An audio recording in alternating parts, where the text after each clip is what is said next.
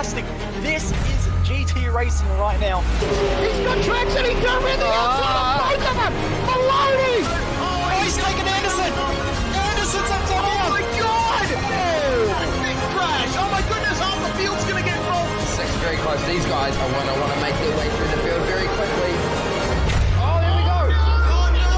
That's massive! This is it! This is over! I can't believe this! Oh my God! God, what?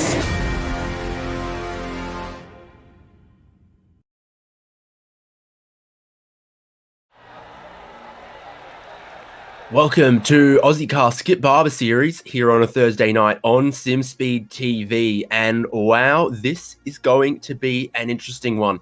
Late, we've had some unique track combinations. I actually really liked racing on the oval at USA International. It had a unique flavour. But this is a circuit that has its own little je ne sais quoi all to itself. We are racing the Skip Barbers for a 50-minute enduro round on Circuit de la Sarthe Le Mans Historic. That means no chicanes on the Mulsanne straight. That means a lot of time at full throttle for these cars. And it's championship points on the line. David Haynes, I'm joined by Jason Fewens and Jay Kennedy, as always, in production.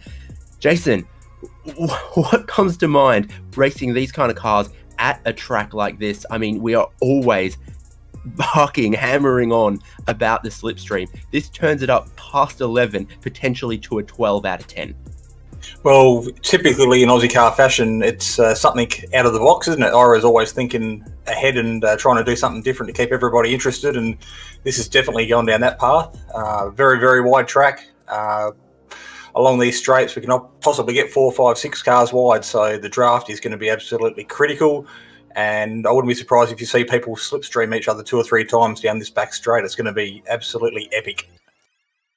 You get one of those little handheld clickers, like how they count how many people have entered the nightclub or something, and we'll see how many cars wide we end up with on that gigantic Mulsanne back straight. This is the historic layout. You ought to be familiar with Le Mans. If you're not, go and look it up, obviously. But yeah, what an interesting track. Some chicanes and sweeping corners to open the lap, and then you get through that first sector, and it is a flat-out blast down Tetra Rouge, past the drive-through KFC, all the way past the place that sells horse supplies, and down towards Mulsanne Corner, which is going to be a key overtaking opportunity. But then that flows right into another long straight towards Indianapolis and Arnage, and then around towards the Porsche curves. A lot of time at full throttle, a lot of flowing corners, and it is going to be packed racing mayhem, I would suggest. For 50 minutes, we are going to need some pit stops here as well, so put that into your strategy as well. Our drivers are going to have their wits about them in the pack, in the slipstream, know when to attack, know when to stay in line, but also know when to pit to refuel their Skip Barber. That's all the race details there. 50 minutes or 10 laps, 2 fuel stops, no safety cars, flat out sprint here at Circuit de la Sarthe. And this is how they are going to grid up. Ben Snell has the pole. Look at that lap time, 4 minutes 44 seconds. That is a lot of lap around here for these Skip Barbers. And he's joined on the front row by James Chastanoff, Russell Clark, and Alex John on the second row. Championship leader Alex McKellar in 5th alongside Sean Doyle. And then behind them comes Lee Harrison, John Schultz, Tim Harris, Braden Martin, Sean McKenzie, and Matthew Mites for the top 12. 13 tonight, row number 7, Nathan Verney, back a little bit from where he's qualified in the earlier heat so far this season. Tim Cornt, car 16 beside him. Scott Harvey and Dennis Hancock partnering each other off on row 8. And row 9 occupied by John Snell and Anthony Connors with a 452. Peter Wilkinson and Ira Felberg there on row number 10, Sean Carey and Craig Kerban. Round out row number 11, and sitting on row 12 tonight, we've got Leon Williams, and he is partnered by Simon Dobner. And the remainder of our grid is Adam Axon, sorry to jump across you there. And obviously, 1 lap qualifying. Many drivers weren't able to set a lap maybe exceeding track limits around here. Maybe they just flat out ran out of time. It takes 5 minutes to do an out lap and then 5 minutes for your flying lap at some of the paces we're seeing here. Donald Sabanel, Jeremy Bush, Brady Baldwin, Farron Hancock, Philip Paradiso. No times from those drivers. Same is true for Darren Lesueur, Nick Skariev, David Summers, Ash Knowles, Greg Holmes, Jamie Willits, and does it keep going on? No, that is it. That is your full 36, and look at them all lining up on the pit straight here. I think for a standing start, we don't get that beautiful French Air Force flyover, but some of those cars right at the back are queued around the forward chicanes. They're going to have an interesting start. We're all going to have an interesting start as we get underway for 50 minutes of Le Mans in the Skip Barber. Looking at the helicopter camera, there were some interesting starts back there in that tight forward chicane from a standing start in these Skip Barbers, but it seems like everyone away cleanly so far until we get towards the Dunlop chicane, the first braking zone of the lap. Big fields, cold tyres. So we've seen last week at Nerj. Where were we last week? Nordschleife. There was quite a few that got caught out on the opening lap with quite a few incidents and people taken out early. So obviously that's going to play a part on people's minds tonight. They've got to get through this first lap and make sure they get these tyres warm, particularly before they get into this heavy braking zone at the end of this long back straight. So single file as we make our way through the opening part of the lap here on the first sector. Looks like we're incident-free at the moment, so that's a good start for everybody. They can all keep their eyes ahead and make sure they get in a train and try and get this draft and maximise their absolute most potential they can as they enter this long section as we maximise our revs. We definitely started the season in Montreal. You've poked my brain and all my brain cells are gone missing. I can't remember where we were last week, but I feel like it was a Grand Prix circuit. Regardless, the slipstream is in play. It was the Nürburgring. So it was. I was at the football and my team played rubbish for like 80 minutes and I hated it. All right, Ben Snell leading, James Chastanoff, Russell Clark, Alex John. At the moment, they're all still in the order they qualified. Your first mover, Sean Doyle from 6th up into 5th, and then he's slotted back into line, and your leading 9 cars are playing relatively nice, but Doyle's going for 4th. You can see him there in the black and white, looking, I was going to say to the inside, but there's no chicanes. It's going to be the outside when they get all the way to Mulsanne Corner. He's got a mammoth amount of speed. Is he going to be able to slot in behind Ben Snell? He's not. And as he goes along, he's towing Lee Harrison as well. So this is proper super speedway pack racing stuff. They've formed 2 lines.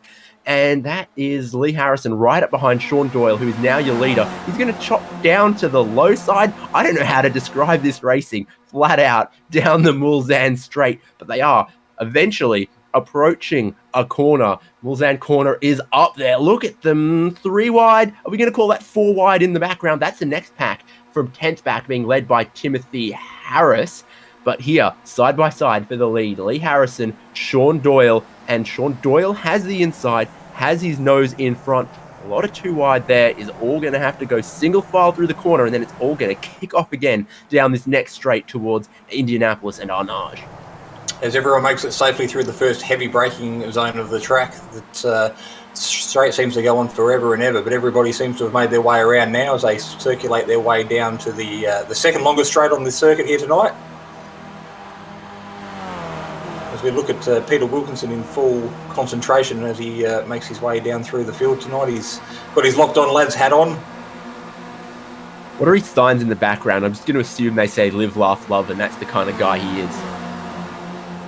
So, lead being interesting, and you can see the nature of the pack racing. Lee Harrison looks like he's off from second and into the wall. What has happened for Lee Harrison? He was right up front, and now he's gone nose first into the wall, lost a large amount of time.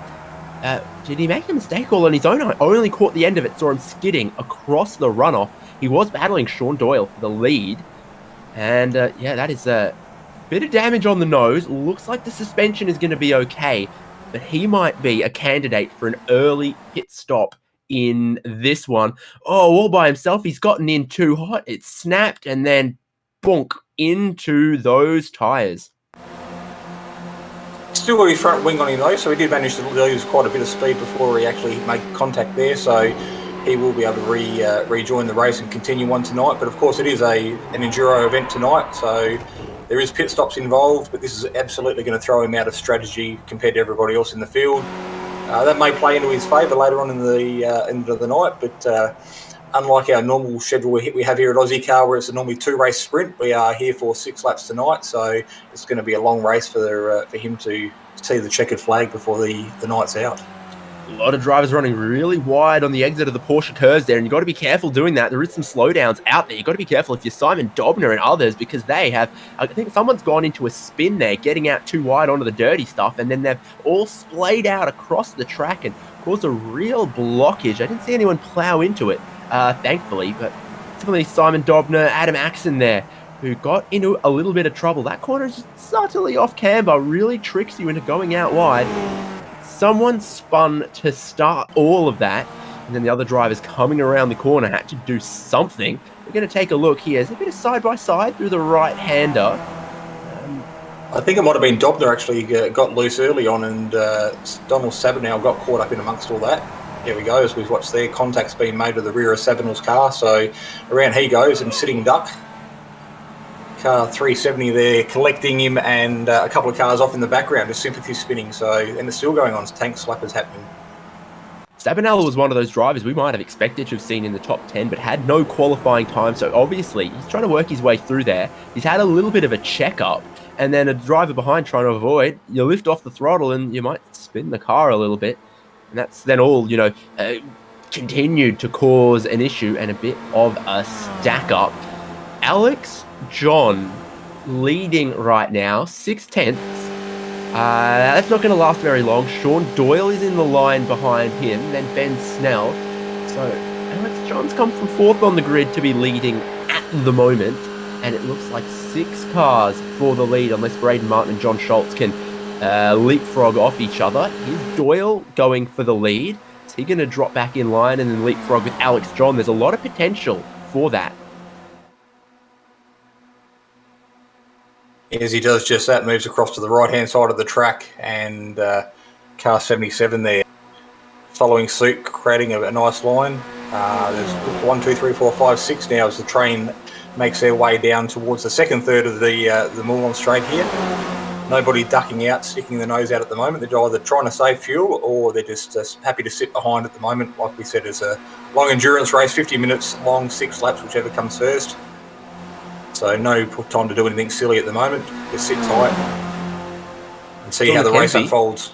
Running a line all of his own there. He gets bumpy on the inside there. Yep, sure does. Helpfully, he runs the same livery on the Skip Barber as he does in the Formula V, so it's easy to spot him as he tried to make it 3 wide there, but the short line down the inside was, I think, a little too bumpy for him to actually carry any of the speed. He's going to drop back just a little bit. Nathan Verney, Dennis Hancock are battling over this lead. Looks like it'd be Verney on the inside, Hancock around the outside of Mulsanne corner. Another place where you can't cut the inside of the corner too much. You might pick up a slowdown penalty. I haven't seen many people who look like they've picked up a slowdown yet, despite there being several places around this track. Tetra Rouge to name one, through the Ford chicanes, exit of the Porsche curves, where I thought some of our drivers would really be at risk of that. And in this pack racing, giving up 2 seconds means giving up 5 positions often.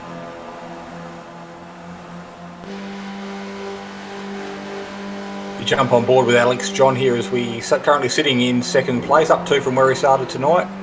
So back into another heavy braking zone here tonight, and it looks like he makes his way around through there without issue, right back on the rear wing of Sean Doyle at the moment. This is one of those sections where you don't want to get that slowdown, because you lead yourself into the straight moving into the Porsche S's here, and if you sacrifice any time here, it's going to jeopardise your run right through to the finish line. So looks like John having a look around the outside. It's interesting to see who is just patiently riding along in this train. Schultz and Martin have managed to catch it and hook themselves to the back of the wagon here, but I haven't seen Ben Snell or James Chastanoff or even Alex McKellar doing anything too aggressive in 3rd, 4th and 5th in this pack lately. This is how close you push to the walls this early in the race. Not too close, but sometimes you really ride up against that curb. When you can feel the curbing, you know it's time to maybe lift I think Snell, Chastanoff and McKellar are actually playing a very smart game, trying to conserve fuel. So at the moment, Alex John and Sean Doyle are battling out the front there, the windbreak at the moment, punching a hole in the atmosphere for everybody else. So there has been some talk of 2 and or 3 stop strategies throughout the race. If you're going to make it a 2-stop strategy, it's going to be very critical that you watch your fuel numbers early on, because you can't afford to get sucked into having a little battle and use up excess fuel. Every milliliter is going to make a difference come the checkered flag at the end of the 6 laps. Yeah, so hearing that flat out with no slipstream, you'd only get 3 laps to your fuel tank. Well, it's a 10-lap race. 3 and 3 and 3 doesn't quite cut the mustard. You end up a lap short. So it would seem like everyone might have to stretch out for 4 laps on one of their stints. Scott Harvey, Philip Paradiso, Lee Harrison on the lane, and well, they're going to have to hope that they can do 2 4-lap stints from here to get it home. It'll be difficult if they don't find themselves a drafting buddy.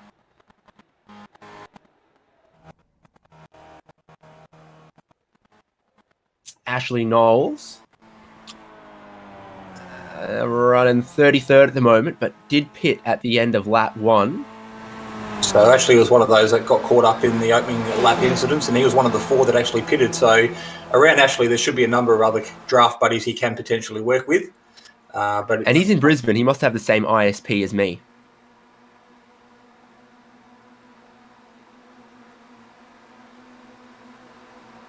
Here we go. This is our lead pack, and you can still see some of those other cars from 9th and 10th in the background there as well, with these long shots down the Mulsanne Straight. That's where there'd normally be a chicane, but not tonight. And Snell to the lead. We were saying that maybe he was going to be patient, maybe he was going to wait. Look, it's not going to last long because Doyle uses his overspeed to pull out.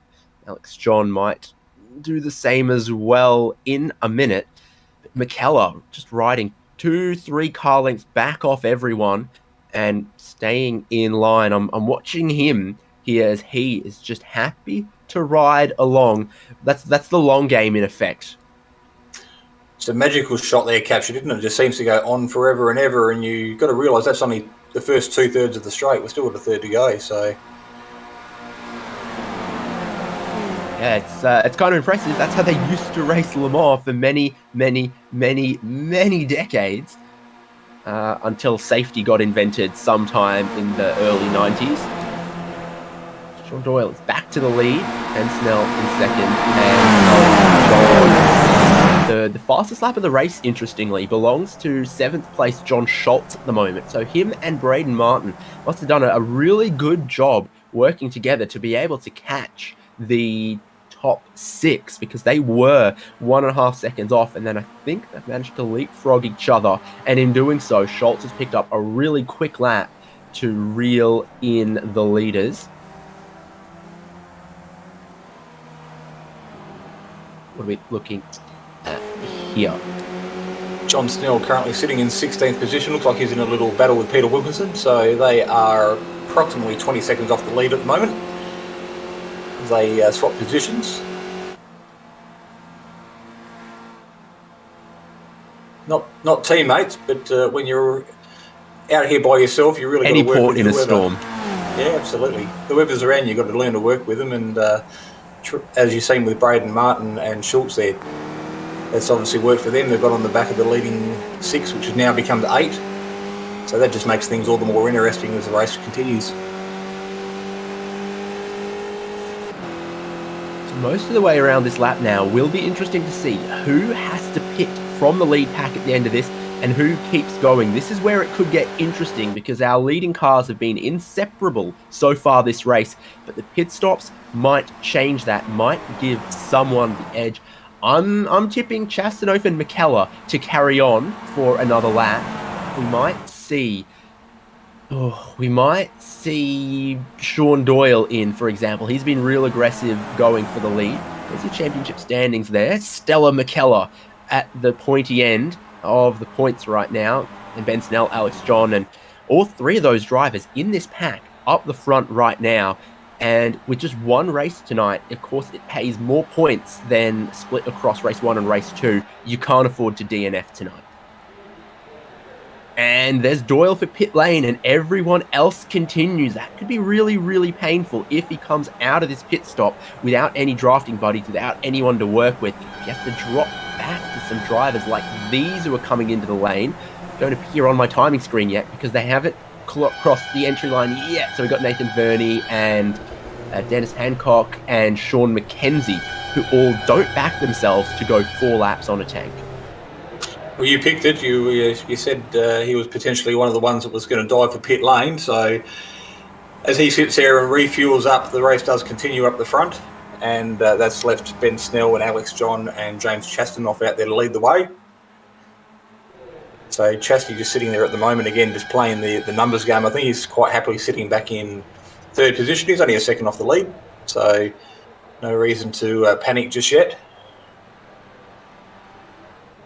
Back into the race goes Sean Doyle, 14 seconds of fuel. So that's from maybe a little empty all the way back up to, technically it's 2 gallons. Call it 7.9 litres if you are using that metric system that the French invented. How and where has he rejoined? Really quick stop from Timothy Harris behind. Might have only taken on board a couple laps of fuel. Might have short-fueled a little bit. Timothy Harris has found himself right in behind Sean Doyle here. That could be good for Harris, actually. Didn't need a longer stop later in the race. Potentially might be committing himself to a 3-stop strategy there. But even for a lap or 2, to have yourself in the slipstream behind a really quick driver is a good thing to do. And then the other drivers who've pitted, in fact, a lot of the field have pitted right now. It's really only that leading back a 6th that are trying to do 4 laps.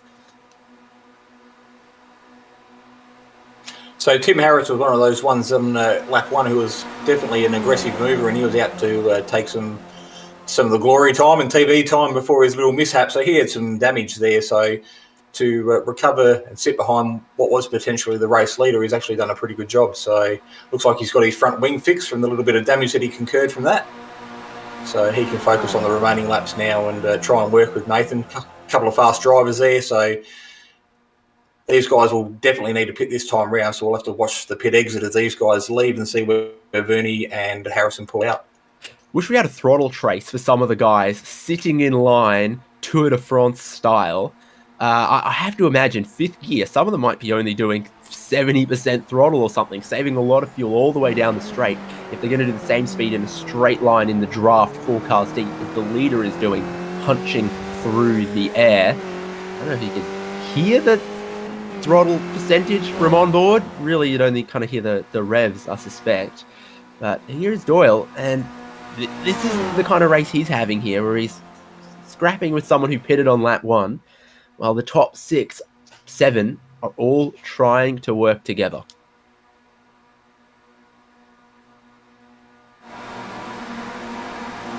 As we watch Alex McKellar now punching a hole in the front of the pack here as they, what do we get down to, 6, 7 cars at the moment. So single file as we come into this heavy braking zone again at the back of the circuit.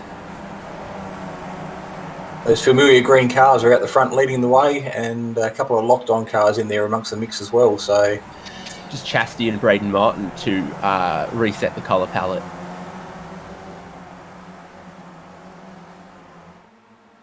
Again, everybody through that corner there as they enter into the Porsche curve section.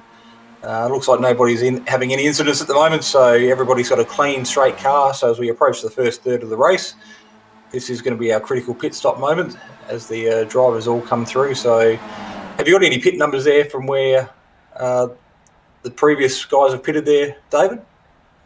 Well, yeah, we're seeing about 13, 14 seconds of fuel from those who pitted on lap 3. Obviously, they might have still had half a tank of fuel on board, whereas these guys are running it right to the surge tank. So we might see closer to 15, 16, 17 seconds from these cars. But then they've gone and, cleared their 4-lap stint. It can be 3 and 3 full attack from the end here. So this might be just, taking it easy for the first 4 laps and then going to attack. So Doyle might still find himself in the pack after these guys make their pit stop because it's a couple seconds longer, but still he's going to need to try to save in one of the latest stints if he's going to make it without a pit stop coming to the white flag. And here they all line up and come into pit lane. Also from pretty high on the grid, these cars as well, so they'll be looking for their pit boxes down the far end of the lane.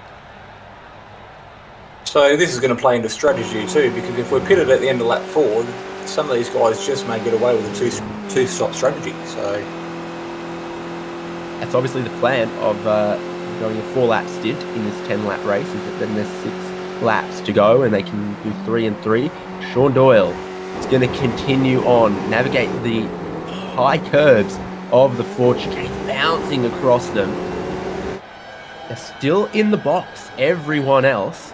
And now Ben Snell is done. Now Alex McKellar is done.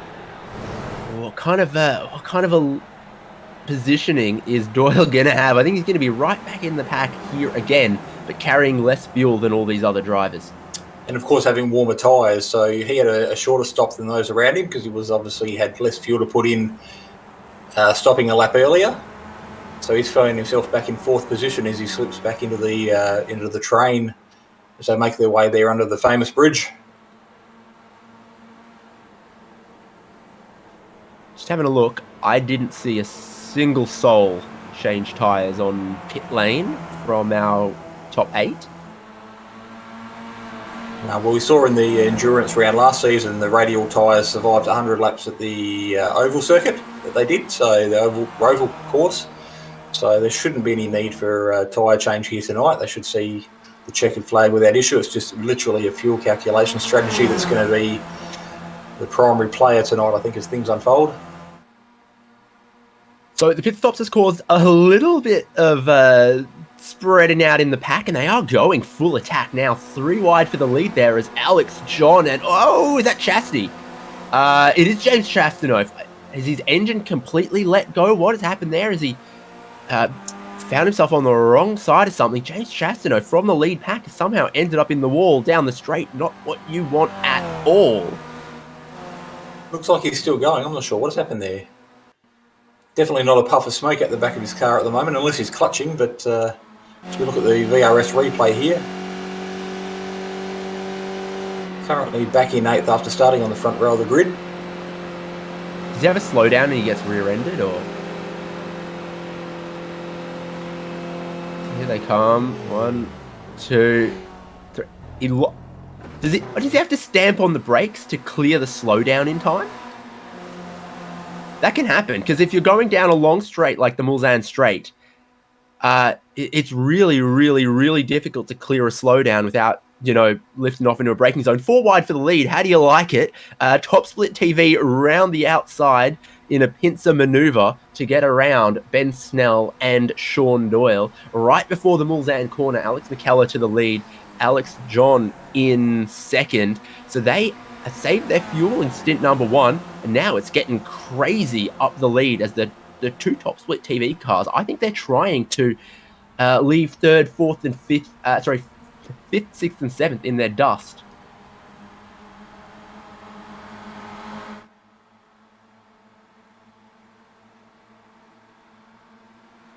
Interesting position changing lanes for Ben Snell, and he's going to try to shoot the middle to go back to the lead. You've got the likes of Braden Martin, John Schultz and Russell Clark there. They've got to play it smart and try and work together to get onto the back of these leading guys again, because at the moment they've dropped off the pace. And if they get in their own little battle, these top 4 are just simply going to drive away, and that'll be the end of their podium chances as the race unfolds. So they'll be more than well aware of that. So it'll be interesting to see the remainder of this lap, just how well they work together.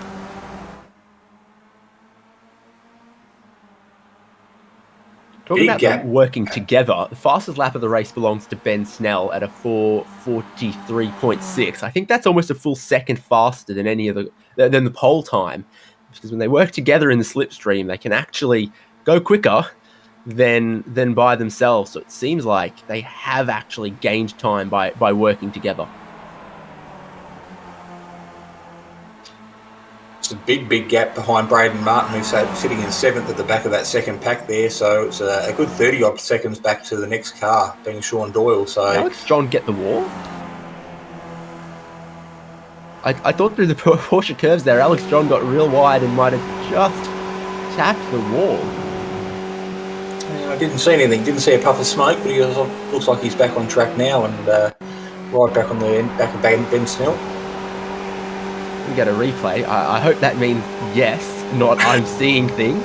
But he gets out wide. He says bonjour to that wall. Sure does. Carries on. He's still right there. Doesn't appear to have any damage, but that is as close to a brush as you ever want to get.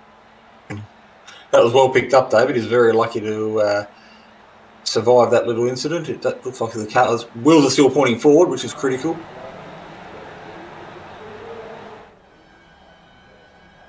Got another one here. Matthew Might's pitting.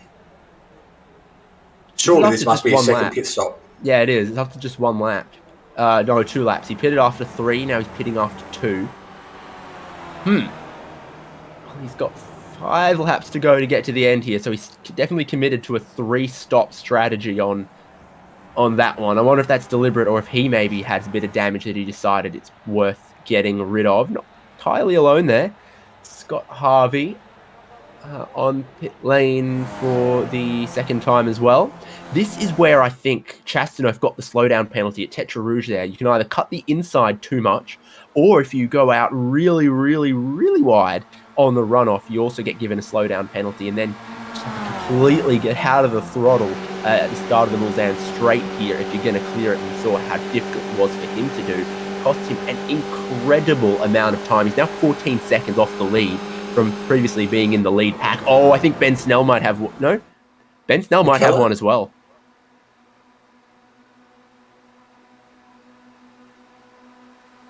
And 3 wide for 5th.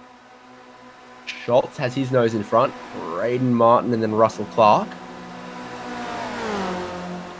With the slowdowns I get, David, it's obviously important you try and minimise those and get rid of them as quick as you can, because I think if you get rid of them sooner rather than later, you actually end up losing less time. So that might have been Chastanoff's plan when he hit the brakes there on the inside of the straight last lap.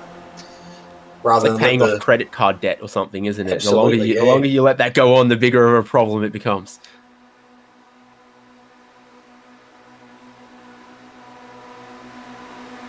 So these leaders out the front certainly don't look like they're actually working together. They're still fighting over the scraps to say who's going to have bragging rights and lead at the end of this big back straight. But as we watch Harris, Feldberg and Connors here fighting for it, 14, 15 and 16 back in the pack. So may not be up the front, but they've certainly got their hands and their mirrors full of each other.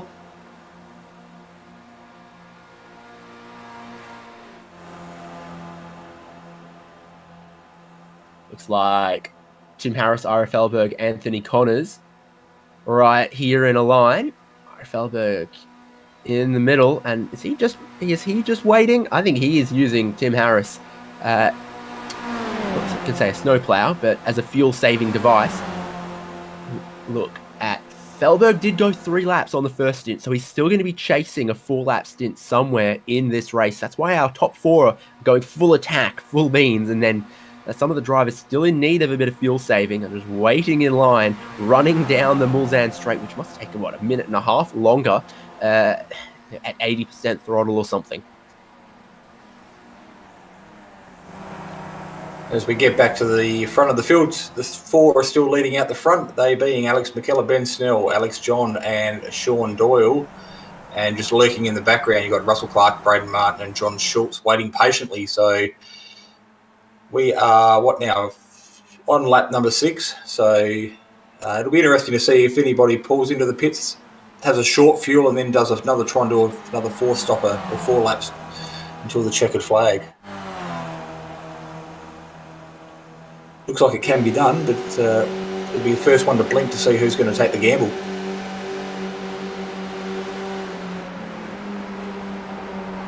Braden Martin still trying to work with Russell Clark and John Schultz to catch the top 4, but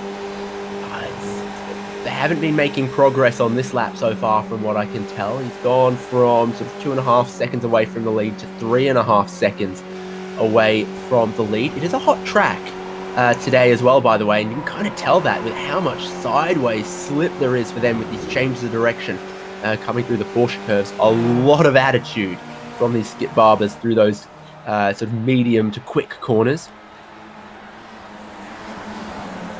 Sean Doyle peeling off, so we're taking that strategy that I said, a two-lap run for him, and he'll be looking for a 4-lap run to the checkered flag at home. So his pit stop here should be quite significantly shorter than what the remaining 3 will do next time they pit.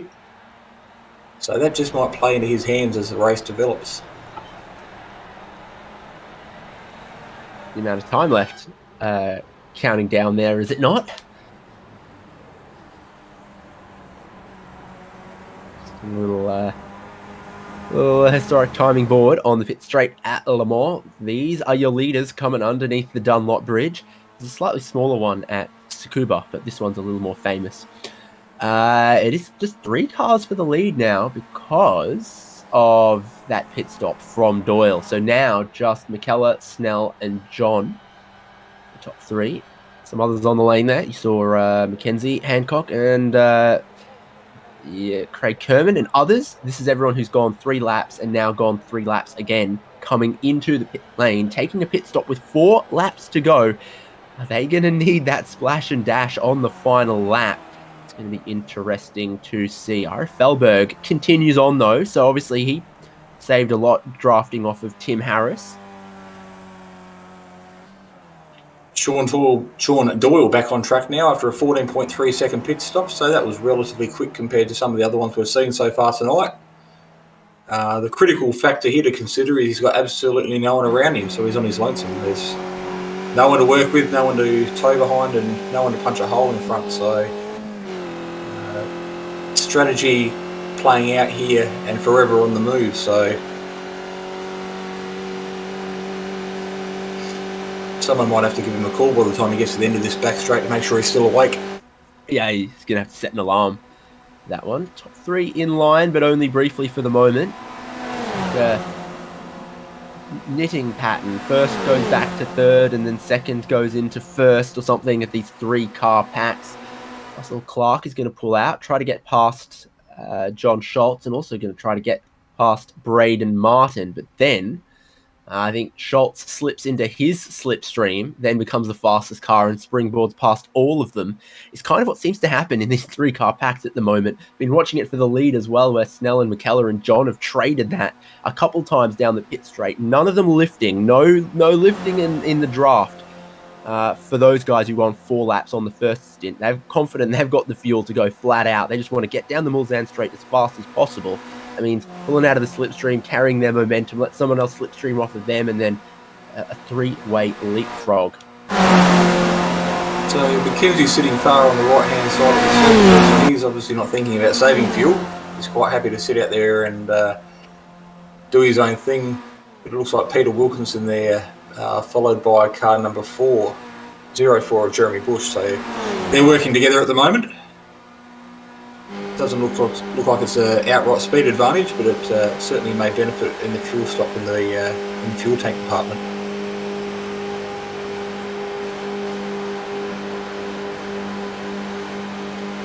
Who would have thought at the start of this race there were so many strategies playing out, David? Oh, I think we touched on it a little bit, but it has been even more all over the place than I thought. Oh, that is way deep for Sean Mackenzie. You know, in the real world, you'd get that far down the straight, and before the braking zone, you kind of just tap the pedal to make sure that your brakes were still there after 2 or 3 minutes. I'm not sure that kind of pad knockback is completely simulated, but, you know, you get to the one braking zone at the end of the longest straight, and it's shot in way too deep. Looks like he has kept going and might still just be able to hook onto the back of the slipstream. He's 4th, 5th, and 6th. Braden Martin from 10th on the grid, running 5th at the moment. But rapidly, I think his opportunities are closing. It's looking like, you know, 4th is kind of the best he might be able to do. And if he's not careful, he'll end up in 6th. But our leaders are going to be coming up to a pit stop this lap, I think. Doesn't look like any of them were trying to go 4 and 4 and 2. It looks like they're trying to go 4, 3 and 3, and indeed that's true for our top 3 as they all come onto the pit lane. Got to negotiate a chicane on pit entry as fast as they can before they hit the start of the pit lane speed limiter, 60 kilometers an hour. My goodness, it's an ugly pit lane alarm here. And there's a long trundle down pit lane too, so it's quite a slow stop from cone to cone. As James Chastanoff joins the party there. He's some 15 seconds back from the leaders, but he'll pull up probably just as at the point where the guys out in front are ready to leave their boxes. We're looking at Sean Doyle there as he comes through the final sector of the track again. So did he pit last lap? Yeah, he's got to make 4 laps on this stint, or pit with 1 lap to go, and all on his lonesome. I think he's not even going to catch the leaders on this time around. That strategy might have fallen short for Doyle. He might get to play with James Chastanoff, though, looking at where Chasty's coming out of the pit lane. Well, it looks like he rolled the dice. He took a gamble. In this case, it doesn't. That is a lot of sparks coming off of that low rider for Sean Doyle. Does the right rear suspension look like the wishbones aren't entirely straight? I'm not wearing my glasses. I don't have any glasses. Just wondering whether he hit the wall through the Porsche curves there, like was it McKellar did 2 laps ago. Good thing all the grass is pretty green around here, or he, start something. Well, Chastanoff getting a helmet full of sparks at the moment if he sits there for much longer, but he'll have the draft as they come onto the cracking long straight here, minus the chicanes that we're all used to.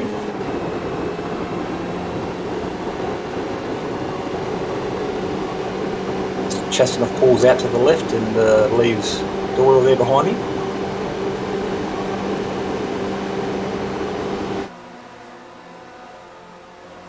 As critical for Doyle, is he just going to sit behind Chastanoff to try to make those 4 laps? That's what's going to be real interesting, real spicy. Lapped car in between the top 3 and Russell Clark is John Snell. Is that going to help Clark slipstream up towards the top 3, because he's had a quicker pit stop than Schultz and Martin? He's left them behind him, but that's put him into this sort of no man's land between the top 3 and the guys he was working with earlier. And if he has no one to work with and the top 3 are working together, he's just going to drop off them. So I wonder if Clark is either going to just be in this no man's land for 4th, or if he is going to drop back towards Schultz and Martin. Well, if he doesn't drop back, Schultz and Martin might play together and actually catch him. He may not have much choice in what happens as the remaining laps wind down, so that'll be one to watch. Looks like Doyle sitting here behind Chastanoff again, playing that fuel-saving game, as you mentioned, so still strategy playing a part, even though he's not up the front anymore. Yeah, exactly. It does look like he's learned the value of a bit of patience here. Even not seeing any hint that he's, big time clutching it into any of the corners or anything. Difficult to get a read on the fuel gauge for the Skip Barber. So the question now is, who has made their final pit stop and who is going to need one with 1 lap to go? If we assume everyone's made their final pit stop, then some of your biggest movers in the field, Jamie Willits has come from the back of the grid up into 16th. So that's plus 20 positions for Willits. He's just in front of this battle for 20th. He's a bit further up the road than this battle for 20th between Bush, Summers and Wilkinson. I think Ira Philberg, the series organiser, is actually on the move as well. He's up 8 positions from his starting position in 20, so he's back in 12th at the moment. So he seems to be in a little battle with Dennis Hancock and the company of Anthony Connors as well. So definitely some movers and shakers, some going the right way, some going the wrong way tonight from where they all gridded up at the start of the race.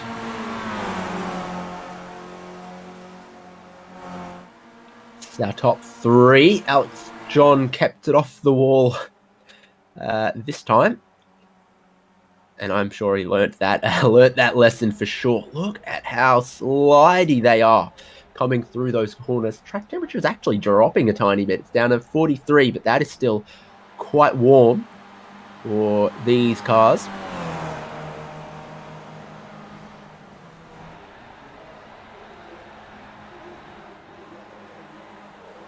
A couple of them getting quite skaty through the last couple and jumping the curbs through those last couple of sections on leading onto the straight. So tyre wear may be playing an issue.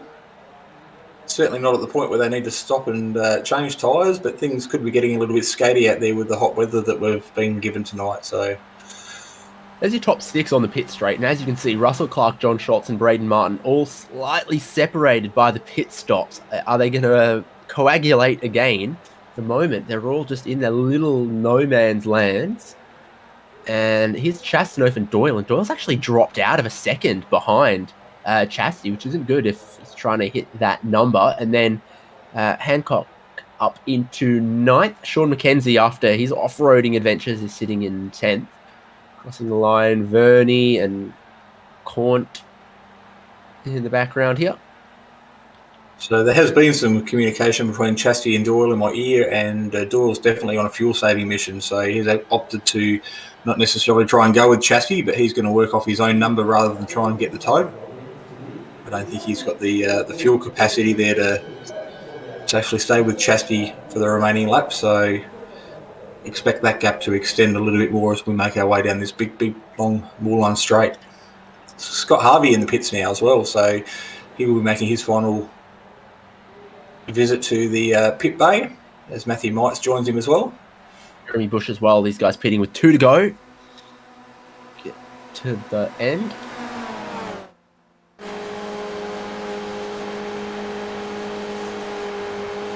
Keller, big run on his teammate, looking to switch lanes behind Snell potentially. No, just waiting on Alex John to drop back into the draft of the leader.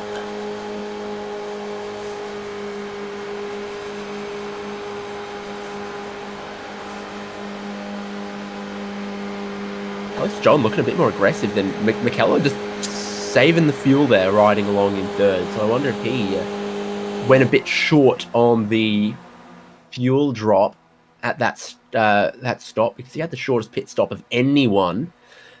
He saved so much in the first stint, he might have based the fuel drop off of saving that much fuel again instead of going full attack. So I have a sense that McKellar, despite this only being a 3-lap run to the end for him, actually might have underfueled the car a little bit.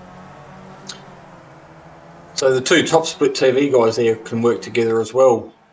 So they'll be quite vocal in each other's ear, playing the fuel-saving game. They'll be quite happy to let Ben Snell sit out front at the moment. As I say that, Alex John does have a look on the inside. Do you know what? McKellar isn't going to follow. He's going to sit in 3rd, let John and Snell swap back and forth between 1st and 2nd, and then McKellar just biding his time in 3rd. So that's interesting to note. Yeah, well, he'll be getting the benefit of the double draft. So he'll be able to roll off the throttle just that little bit more than Snell will be at the moment sitting in 2nd. So and like double coat Tim Tams are the best Tim Tams. Double draft is the best draft.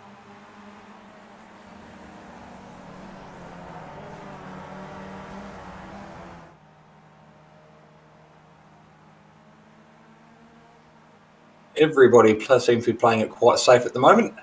As you see that Milo car in the background make their way around onto the under the Porsche bridge.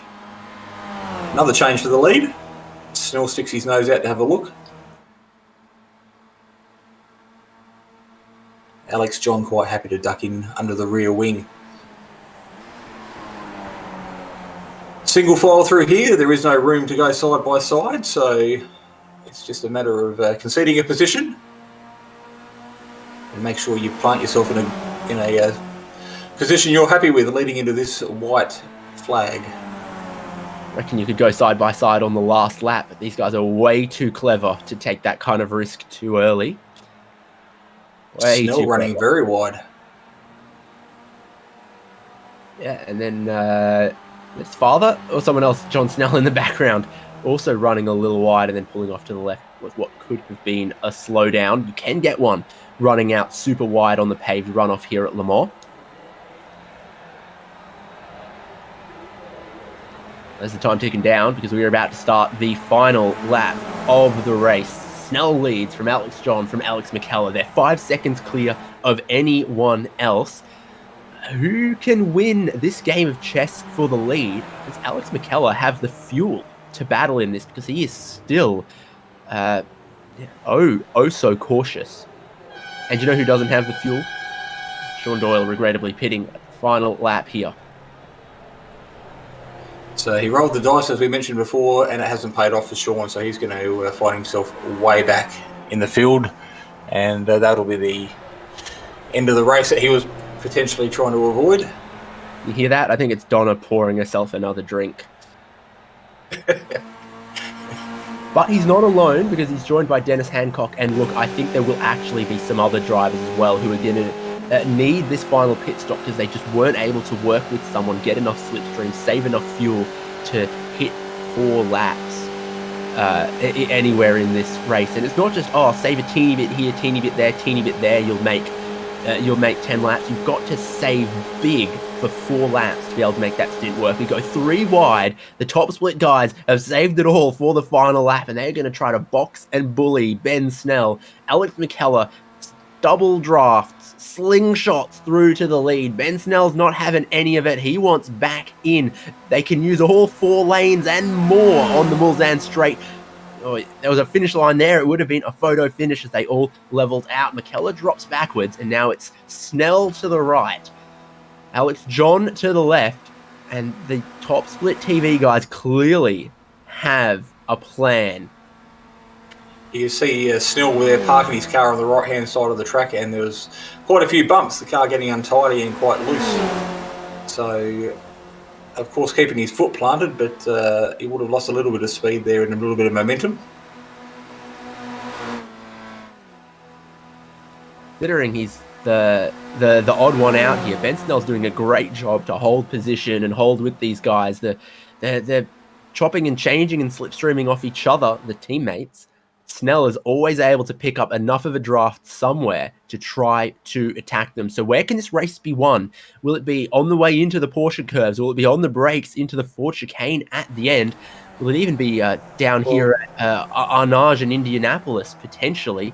The traffic is going to stay all the way out of the way for these guys, but they still want to pick up that toe. Yeah, actually, Knowles, they're getting a little bit loose coming out of Moorlong curve there. So the top split guys ducking right into their slipstream, using absolutely every little bit of benefit they can get, using every trick in the book. Sean Doyle's back on track now, back in 11th. Who else pitted the same lap as Doyle? It was Dennis Hancock, it was Jamie Willits, it was David Summers, it was Leon Williams. So there was quite a few drivers who just couldn't save the fuel out there. 2 wide for the lead into the left-hander. McKellar's going to go around the side of his teammate. They get so close. They check up. Ben Snell is just waiting, biding his time here. I think he wants the great run off the right-hander here in the slipstream, in the double draft. I think if he can lead into the Porsche curves, he can fend them off. But the same is true for McKellar. Same is true for Alex John. Is John going to do the team game here, try to back up Ben Snell? He's not able to. Snell, so close to banging wheels, has an overspeed, is looking for the inside of Alex McKellar, but now John has a slipstream as well. They are 3 wide, heading towards the Porsche curves. Ben Snell has the inside, parks it middle of the road. He's got his nose in front. He washes out wide. McKellar washes out wide, nearly takes out the nose of his teammate, Alex John, who can now cut back onto the racing line, try to carry some speed at these guys. Anyone's race on the final lap for the top 3. Snell has the track position. 2 teammates lined up behind him, trying to out-strategize him. One more braking zone for this Enduro of Ozicar, Formula, Skip Barber, and Ben Snell has his nose in front. McKellar really is going to struggle to attack into the chicanes here. Snell with the lead. Snell doing everything he can to open up the entry and brake late. He holds it in front. He follows the line, and now he's just got to survive, hopping across the curbs to make it to the checkered flag at Le Mans after 50 minutes. And he's going to take the win. Ben Snell from McKellar, from Alex John. As we watch the rest of the field make their way, Russell Clark there in 4th position, He'll be followed by John Schultz of the remaining Milo car, and Braden Martin there after once battling in that front pack. Meets Bernie in the checkered flag.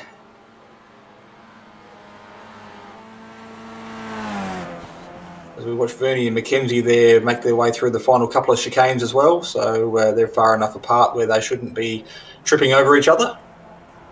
It's just a bit of a formality at the moment of trying to avoid those curbs and minimise any last-minute slowdown penalties they might get. Mackenzie crossing the line. Of the race on that final lap. We went from having the fastest lap of a 4-minute 43 to a 4-minute 41.8. Not done here. Scott Harvey, Matthew Mites, Jamie Willits, Darren Lasue, 4 cars together coming through the Porsche curves. Oh, that's wide for Willits. It's looking like between Harvey and 20th here. Anthony Connors, I think, is actually just pipped. Craig Kermond's dropping back. Kermond might be running out of fuel. That sure looks like it. Absolutely, you'll be clutching and... Son. It was always the risk, wasn't it? We knew that some of these drivers were going to try to make 4 laps on the final stint, and they were going to struggle with it. Kermond limping this thing home to the line. He is going to make it. Lost a couple of positions. Is he going to be in front of Mites and Harvey? Oh, it's going to be close. He's got no momentum. Here comes that battle. Mites, Harvey to the line, and he's going to lose out right at the end. Go Lightning McQueen and stick your tongue out. Whatever you got to do. He lost those spots right at the end. Oh, poor Craig Kerman. The checker flag couldn't come quick enough. You see Hancock's and Willits there in a little battle. I think it's slow down for Willits. Carries it to the start-finish line. It's going to be a post-race penalty.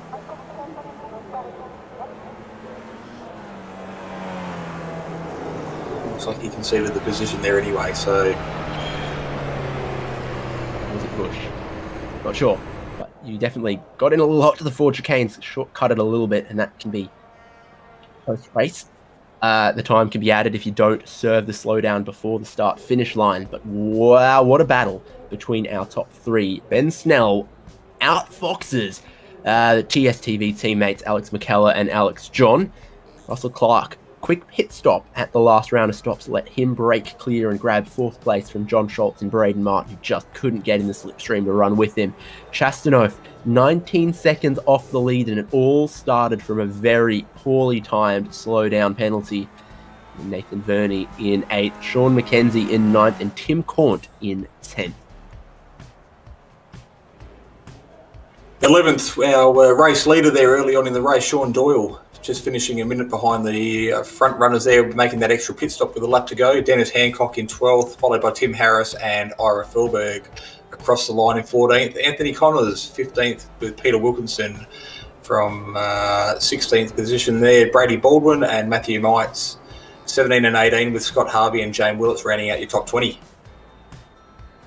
Willits in 20th, still the biggest mover of the race from the back, very back of the 36 car grid. And then Craig Kermond limped it to the line, but unfortunately lost 5 or 6 positions on that last lap as the Skip Barber just coasted, willing to get to that checkered flag. Darren Lasue in 22nd.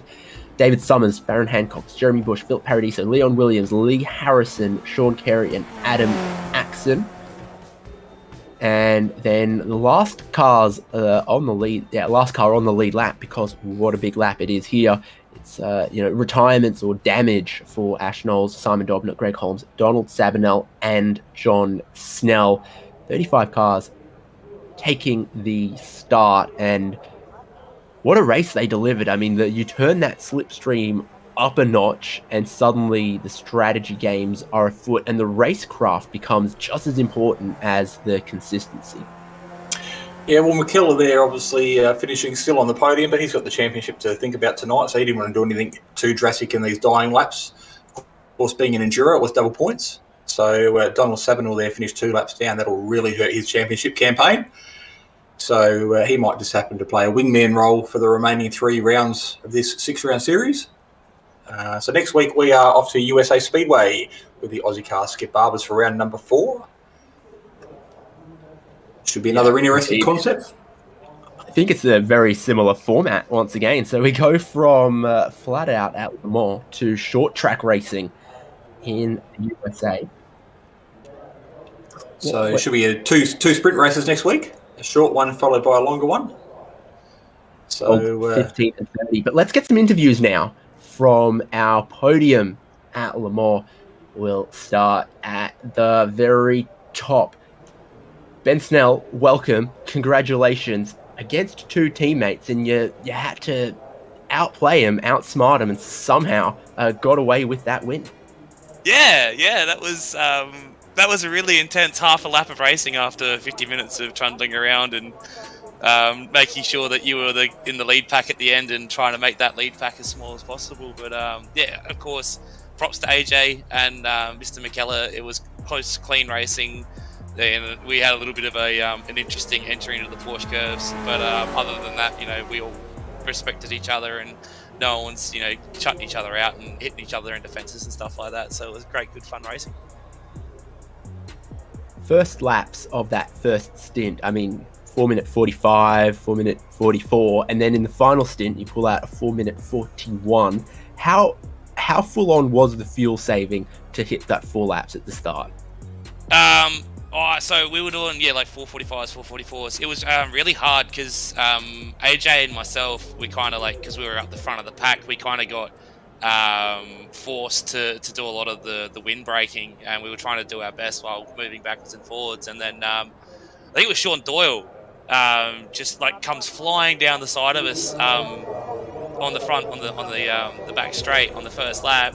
And I could just hear "I need a hero" playing as he's going past, because he just decided selflessly that he was going to do a 3-stop race by the looks of things, and really did a lot of hard work breaking the draft for us. But yeah, I pitted basically about to cough on fuel. That's how hard the fuel saving was. And then obviously the 2 stints after that was 3 laps where you could just go hammer and tongs.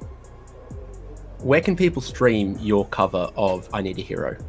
Oh, you can find me on Spotify. I'm big leagues these days. I'm not on the SoundClouds or anything like that. I think I'm above that.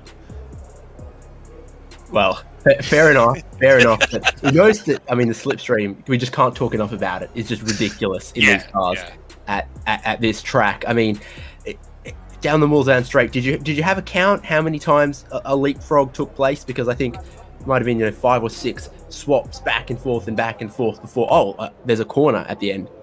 Yeah, well, that I don't know the actual count, but the lap that we cracked the 41s, we were doing pretty much the most ideal 3-man draft you could do. So the leader would shoot through, and then once you got to the lead and someone drafted past you, you'd lift off, go to the back, and then the 2 cars would go past, and there was always someone pulling on the draft, and there was always someone basically doing, I think it was whatever speed it was, the fast speed, the most speed we could do. So it was definitely the most efficient way we could do it. And yeah, if you go back and look, it was probably 9 or 10 lead changes for the lap, because it was the 3 of us just constantly rotating. Number I've got says that your top speed through the race was 214 kilometers an hour. I think these start to pop out around about 205 without a draft. So it was really, really significant.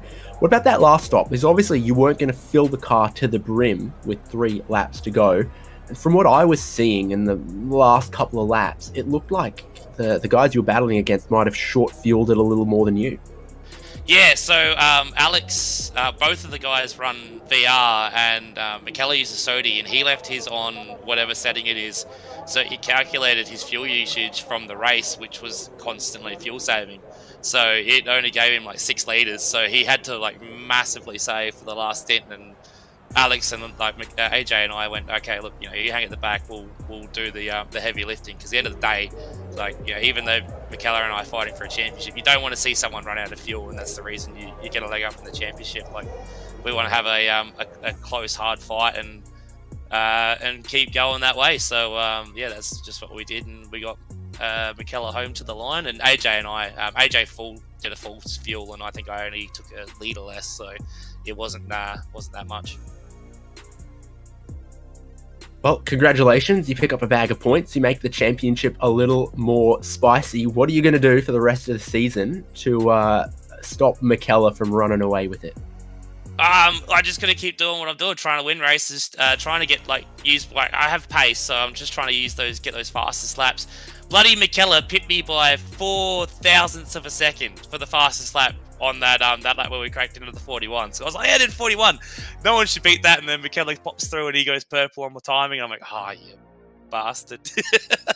So yeah, that's just another 2-point swing that is going to make a massive difference as we get towards the pointy end of this, because it is really a 2-horse race now. So it's just try and beat Alex as much as I can and have him beat me as little as possible. Well, congrats. Hopefully we see you in a week's time at USA International. And who are you going to thank? Big shout out to you guys for putting on the broadcast. I think you guys might have had to work a little bit harder, but I guess the guys in the mid pack definitely would have made it spicy throughout the race. So races like this are definitely harder to call when you've got 5 guys up the front just working together and being nice and cordial. So yeah, big shout out to you guys for doing what you do on the broadcast booth. Big thanks to iRacing for putting on the series. It's some of the best skippy racing you can do right now, and thanks to the guys, the top split guys in the Team Milo in the Discord. And Russell's very, very angry about his pit stop. Okay, see you next week. Bye. As we continue our interviews, and we might bring second place up into the comms box now. Welcome to the microphone, Alex McKellar. That was a race for the ages, wasn't it? That was something. G'day, Jason, David, and Jay in the background there, mate. That was a game of chess, checkers, strategy stuff everywhere. It was yeah, really, really enjoyable. So we did mention the championship was online tonight with double points, so that was obviously playing in your back of your mind as the laps wound down tonight. So it didn't stop you from having a look on those final couple of sectors of the circuit, though. The win was still very important to you. Yeah, absolutely was, because Ben's in P2 and, every point counts. He racked up one for quali. I snuck in by, I think it's 4 1,000ths. I got the fastest lap point, which was really lucky on the penultimate lap. And then the 0x points we both got. So, look, the points, you can rack them up really quickly, particularly with double points tonight. So, I had to have a crack. Unfortunately, it came at the price of my teammates' run through the Porsche curves there at the end, and I apologised to him in the chat, but I apologised to him again there. I overcooked my run into the right-hander, and he backed out. Otherwise, we were both dead. So, again, big shout-out to AJ.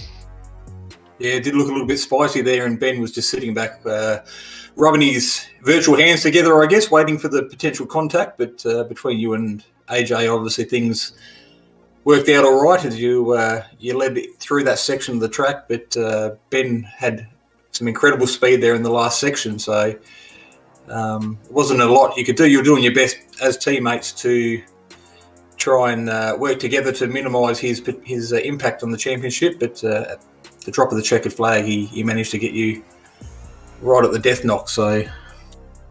Yeah, mate, absolutely. We were coming in, we were approaching that final sector there with all the curves, and I just couldn't work out how to box him in right. And he came up the inside, and yeah, he just outsmarted us, unfortunately. Which, quite frankly, he does often enough to make it a bit of a concern as far as the championship goes. But full credit to Ben. And the front runners all throughout the race tonight worked really well together to make sure that the flag to flag time was the fastest, and it made for a really enjoyable race and gave us the opportunity at the end to really, really have a crack. Yeah, it looked like it was a strategy that was going to play out right to the absolute last lap. So that was smart driving from early on. You could see that was happening with the 6 or 7 of you that were in that group. So everyone was fuel saving. Everyone was being real conservative to try and make sure they got that opening 4-lap stint out of the way. Next week we're off to Super Speedway, USA Speedway. So we are at the halfway point of the season, and I think you still do manage to hold on to that championship lead. So any plans for the rest of the season? Nothing out of the ordinary, I guess. It's just a matter of trying to maximise each and every race and keep getting those 0 incident off points, and every bonus point counts. Yeah, Jason, that's the way to do it. It's about banking the points, finishing up as high in the order as we can, and between AJ and myself trying to hang on to that team's championship as well, which is equally covered at this stage. So, yeah, mate, looking forward to it. The Speedway was fun last season, and I'm expecting it to be so again this time around. So before I throw over to the microphone for you to do your quick thank yous, Ben did bit of karaoke for us there. Have you got anything you want to belt out before you say your thank yous to your teammates and your sponsors? I can't think of anything. You don't want to hear that, trust me. Put you on the spot, so I'll let you take the reins now and do your spiel to all your sponsors.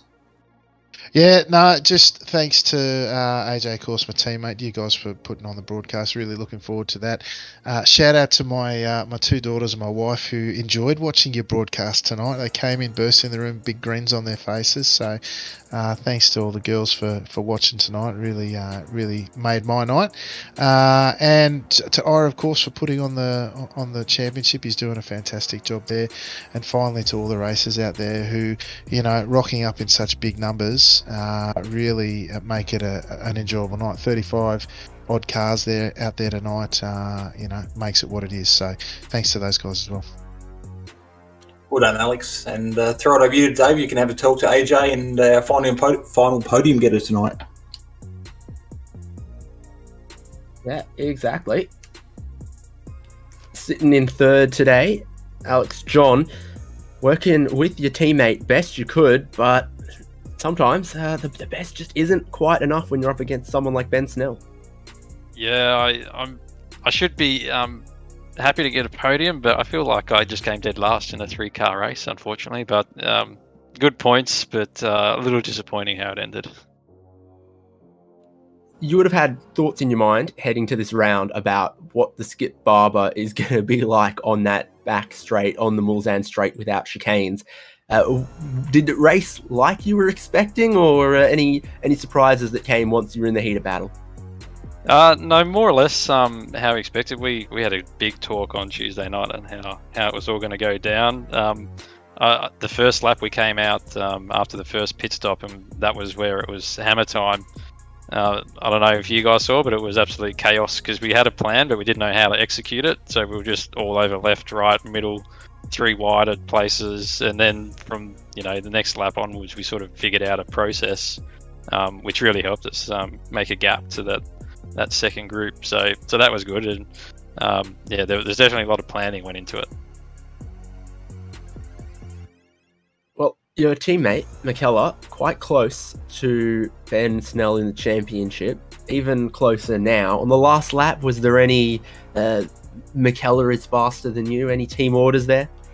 No, it was like I've said before, it was a bit like on the the Bottas to the Hamilton, but on the last lap then it was more like a Rosberg Hamilton because we thought so much about what we do in the mid race period to try and get a gap and have a good run on the straight, but had given absolutely zero thought to how we're going to play the last lap. So it didn't quite have the teamwork there to box Ben in. Unfortunately, I got a bad run coming into the Porsche curves as well, so I couldn't quite make it, and then we sort of tripped over ourselves as well entering that section. So it was basically every man for themselves once we got to the last lap.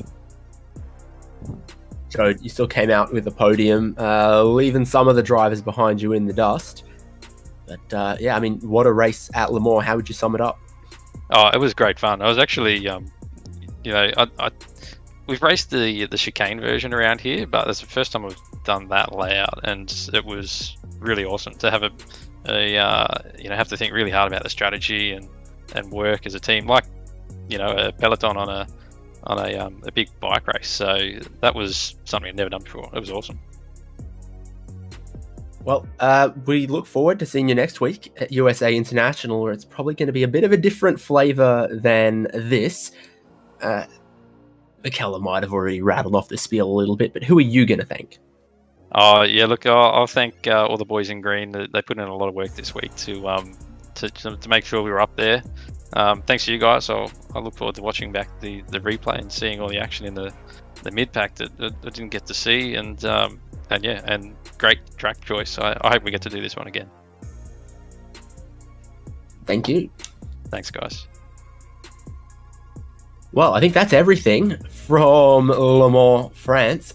What a crazy race it was, and it delivered everything we were expecting on the strategy, on the slipstream, and on the pack racing.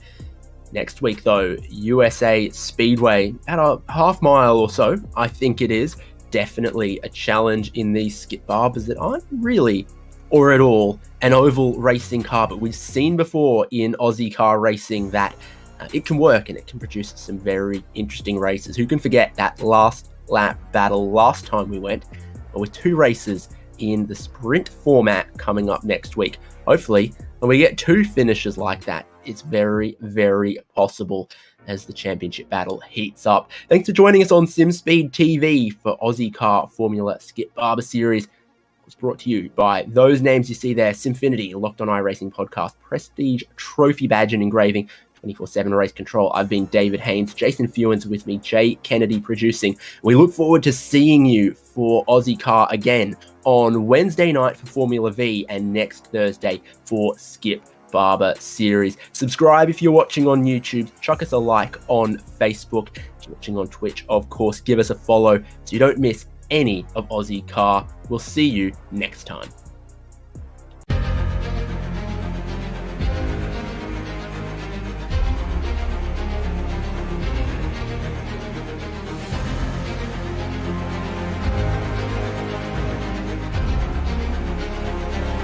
This is fantastic. This is GT racing right now. He's got traction. He's got rid of the outside of both of them. Maloney. Oh, he's taken Anderson. Anderson's up top. Oh my God! Oh, big crash! Oh my goodness! Half the field's gonna get rolled. It's very close. These guys are want to make their way through the field very quickly. Oh, here we go. Oh no! That's massive. This is it. This is over. I can't believe this. Oh my God. God, what?